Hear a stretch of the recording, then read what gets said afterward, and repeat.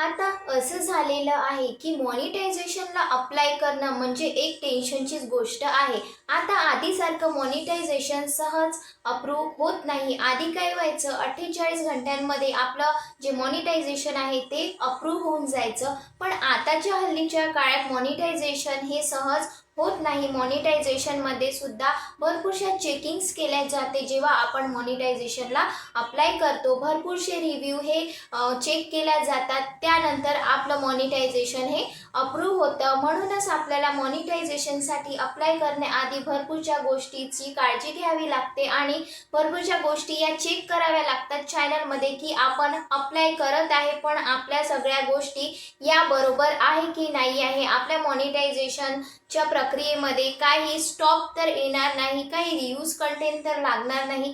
या सगळ्या गोष्टी चेक करूनच आपल्याला आजच्या काळात मॉनिटायझेशनसाठी अप्लाय करावं लागतं. जर तुम्ही या गोष्टी अप्लाय केल्या नाही किंवा चेक केल्या नाही तर तुमचं मॉनिटायझेशन हे रिव्ह्यू होऊन येणार नाही. तिथेच मॉनिटायझेशन तुमचं रिजेक्ट होणार. तर आजच्या या व्हिडिओमध्ये मी तुम्हाला याबद्दलचीच महत्त्वपूर्ण माहिती सांगणार आहे की त्या कुठल्या 7 गोष्टी आहेत ज्या तुम्हाला मॉनिटायझेशनला अप्लाय करण्याआधी या चेक करायच्याच आहे. जर तुम्ही या 7 पैकी एकही गोष्ट चेक केली नाही तर तुमचं मॉनिटायझेशन अप्रूव्ह होणार नाही. रिव्ह्यू होऊन तुमचं मॉनिटायझेशन येणार नाही. तिथेच मॉनिटायझेशन रिजेक्ट होईल. व्हिडिओला सुरुवात करण्याआधी तुम्ही इथपर्यंतचा व्हिडिओ बघितला असेल तर व्हिडिओला एक लाईक नक्की करून द्या. चॅनलमध्ये नवीन व्हिजिट दिली असेल तर चॅनलला सबस्क्राईब करायला विसरू नका, कारण की आपल्या या चॅनलमध्ये यूट्यूब रिलेटेड खूप महत्त्वाच्या अपडेट्स दिल्या जातात आणि त्याच अपडेट तुम्हाला लवकर मिळाव्या यासाठी चॅनलला सबस्क्राईब करायला विसरू नका. आता आपण वळूया आपल्या महत्त्वपूर्ण विषयाकडे. एलिजिबिलिटी तुम्हाला प्रॉपर चेक करायची आहे मॉनिटायझेशनला अप्लाय करण्याआधी. सर्वात आधी तुमच्या चॅनलने 1000 सबस्क्रायबर हे पूर्ण केले की नाही, 4000चा वॉच टाइम हा पूर्ण झाला की नाही, किंवा तुमचा 10 मिलियन शॉर्ट्स व्ह्यू हे 90 दिवसात कंप्लीट झाले की नाही, हे सगळं तुम्हाला YT स्टुडिओमध्ये जाऊन आधी चेक करायचं आहे. आणि जर तुमचं चॅनल एलिजिबल नसेल तर तुम्ही मॉनिटायझेशनसाठी अप्लाय करू नका.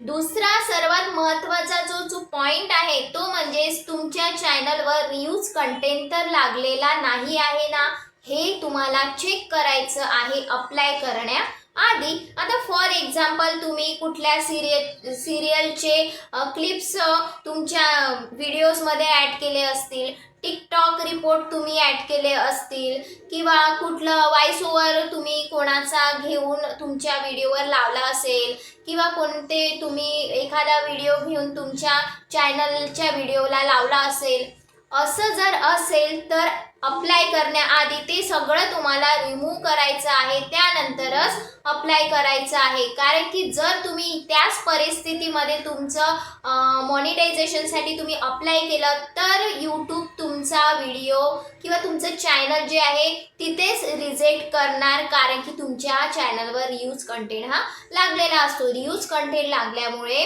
मॉनिटायझेशन हे होत नाही आणि चॅनल तिथेच मॉनिटायझेशनच्या प्रक्रियेमधून बाहेर केलं जातं. तिसरा जो पॉइंट आहे, कॉपीराइट स्ट्राईक चेक करा. यूट्यूब स्टुडिओ कंटेंट आणि रिस्ट्रिक्शन मध्ये जा आणि बघा की तुमच्या YT स्टुडिओवर दाखवत तर नाही आहे की कॉपीराइट स्ट्राईक लागलेला आहे. जे यूट्यूब कंटेंट आणि रिस्ट्रिक्शन असते त्यामध्ये जावं लागतं. तिथे लिहून येतं की तुमच्या चॅनलवर कॉपीराइट हा लागलेला आहे की नाही, आणि लागला असेल तर तुम्हाला तुमचं जे व्हिडिओज आहे जे पण कॉपीराइट आहे ते सगळं हटवायचं आहे. आणि जर तुम्ही त्या गोष्टी केल्या नाही तर तुमचं मॉनिटायझेशन हे क्लिअरली रिजेक्ट होणार. म्हणून या सगळ्या गोष्टी तुम्हाला चेक करायचं आहे. कॉपीराइट तर नाही आहे असेल तर तुम्हाला डिलीट करायचं आहे आणि तुमचं जे ओरिजिनल आहे ते सगळं ॲड करायचं आहे. त्यानंतरच तुम्हाला अप्लाय करायचं आहे. कॉपीराइटमुळे सुद्धा मॉनिटायझेशन हे रिजेक्ट होतं. तिसरा जो पॉइंट आहे, कॉपीराइट स्ट्राईक चेक करा. यूट्यूब स्टुडिओ कंटेंट आणि रिस्ट्रिक्शन मध्ये जा आणि बघा की तुमच्या YT स्टुडिओवर दाखवत तर नाही आहे की कॉपीराइट स्ट्राईक लागलेला आहे. जे यूट्यूब कंटेंट आणि रिस्ट्रिक्शन असते त्यामध्ये जावं लागतं.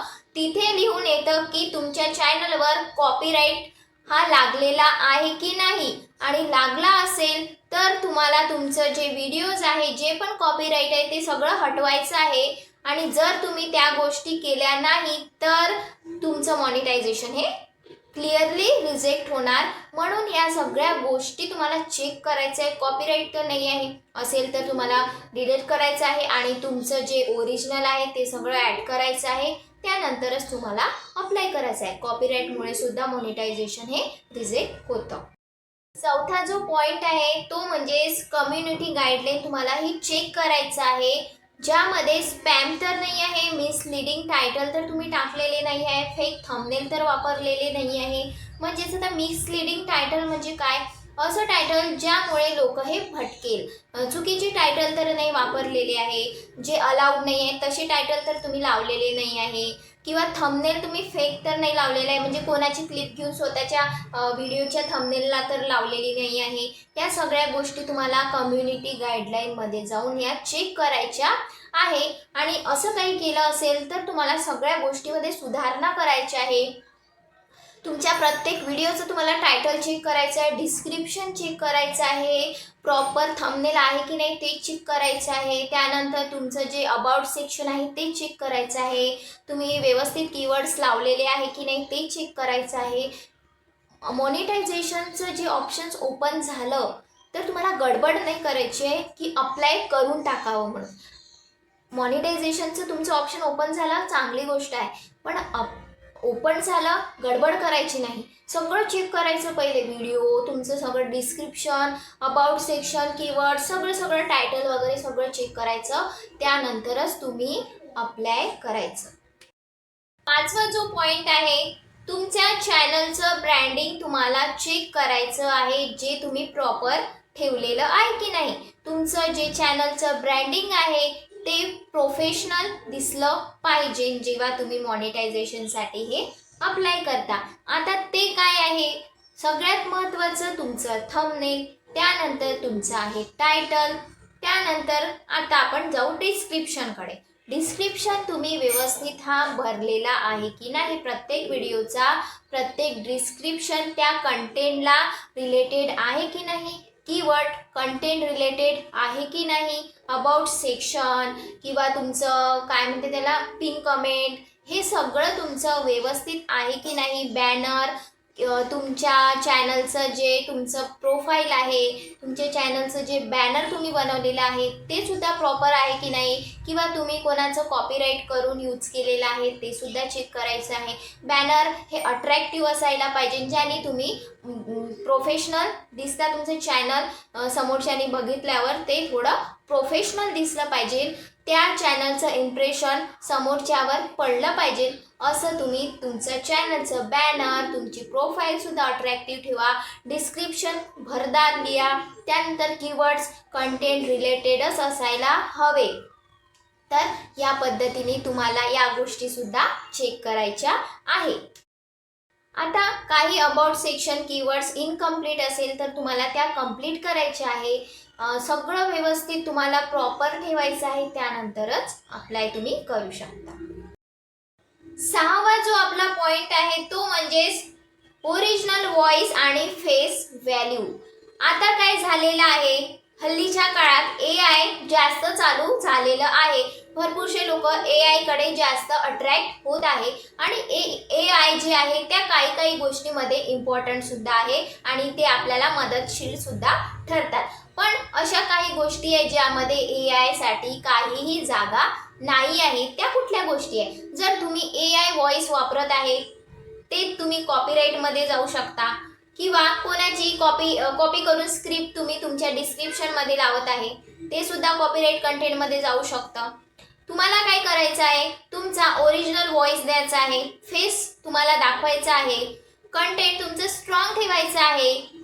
तुम्ही स्वतःचा व्हॉइस द्या, त्यात एक्सप्लेनेशन ठेवा, व्हॅल्यू ॲड करा. त्याने काय होणार, तुमच्या चॅनलवरचा जो ट्रस्ट आहे तो बिल्ड व्हायला मदत होईल आणि सगळ्यात महत्त्वाचं म्हणजे तुमच्या चॅनलवर कॉपीराईट सारखे प्रकार हे लागणार नाही आणि जर तुम्ही या गोष्टी जर करत असाल तर तुमचं चॅनल रिजेक्ट होण्याचे चान्सेस हे खूप जास्त वाढतात आणि मॉनिटायझेशन सुद्धा रिजेक्ट होऊ शकतं.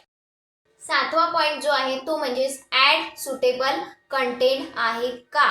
जो आपला कंटेंट आहे तो ॲडला सुटेबल आहे की नाही. म्हणजेच आता मी तुम्हाला सोप्या भाषेत सांगते ते म्हणजेच तुम्ही कोणतं कॉन्ट्रोवर्शियल तर काही वापरत नाही आहे किंवा फेक अर्निंग क्लेम तर तुम्ही तुमच्या व्हिडिओमध्ये करत नाही आहे. त्यानंतर तुम्ही कुठले शॉकिंग थंबनेल तर वापरत नाही आहे. या सगळ्या गोष्टी तुम्हाला अवॉइड करायच्या आहे. जर तुम्ही असं काही करत असाल तर तुम्हाला तुमचा व्हिडिओ चेक करायचा आहे आणि जर तुम्ही असे काही थंबनेल ॲड केले असेल तर ते थंबनेल रिमूव्ह करायचे आहे आणि व्यवस्थित नवीन थंबनेल बनवायचा आहे आणि तो तुमच्या व्हिडिओला ॲड करायचा आहे.